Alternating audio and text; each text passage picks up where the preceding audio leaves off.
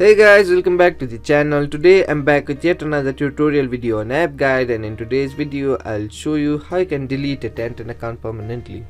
So you have a Tantan account that you used to use for online dating and for some other reason, and now you don't use that account anymore, or there's some other reason you want to delete that account but you can't figure out how you can do it. Watch this video till the end. I'll show you some simple steps in order to delete a Tantan account permanently in very easy way. Just follow the simple steps I do and you'll do it in no time. So the first thing you want to do in order to delete your Tantan account is open the Tantan application. Once you open the Tantan application, make sure you're logged into the account that you want to delete. If not, go ahead and log into the account that you want to delete. Once you log into that account, you'll land in an interface like this. Now from here, what you want to do is tap on the profile icon on the bottom right corner of your screen.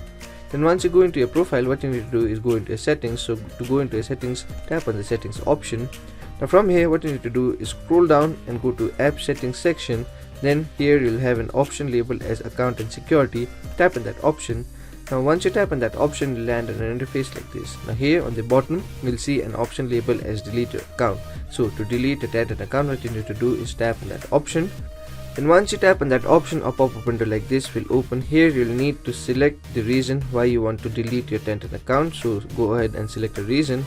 Once you select a reason, another pop-up window like this will open, which will ask you for the confirmation in order to delete your account. So to give the confirmation, what you need to do is simply tap on the OK button.